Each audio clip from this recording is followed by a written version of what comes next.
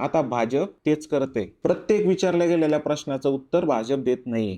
राम मंदिर तुम्ही बांधलं, सगळ्या भारतीयांनी तुमचं स्वागत केलं. तुम्ही भारताच्या भौतिक सुविधांमध्ये काम केलं, संपूर्ण भारतीयांनी तुमचं स्वागत केलं. पण राम मंदिर बांधलं आणि त्याच राम मंदिरमध्ये जर का चोरी होत असेल तर याचं उत्तर भाजपला द्यावं लागेल. जसं तुम्ही राम मंदिरचं क्रेडिट घेता तसं राम मंदिरमध्ये चोरी झालेल्या पैशांचं क्रेडिट सुद्धा तुम्हाला घ्यावं लागेल. त्याचे उत्तर तुम्हाला द्यावं लागेल. दोषींना शिक्षा करावी लागेल. याच्यात जे जे जबाबदार होते, मग ते कोणीही असो, भाजपचे असो, कुठलाही नेता असो, त्याला शिक्षा तुम्हाला करावी लागेल. जसं तुम्हाला चांगल्या गोष्टीसाठी क्रेडिट घेता येतं तसंच तुम्हाला वाईट गोष्टीचं देखील क्रेडिट घ्यावं लागेल. 18 विद्यार्थ्यांनी जीव दिला आणि शिक्षण मंत्र्याच्या तोंडातून एक शब्द निघत नाही, मग ही लोकशाहीची हत्या नाहीये का?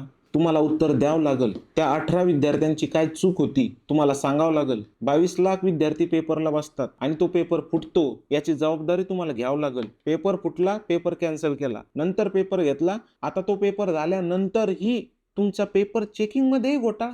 बऱ्याचशा लोकांच्या OMR शीटच चेंज झालेल्या आहेत आणि याची जबाबदारी तरी तुम्ही घ्यायला तयार नाही. मग याच्यावरून असं वाटतं की आता तुमचाही टाइम आलाय. पूर्वीची एक म्हण आहे, अति तिथं माती.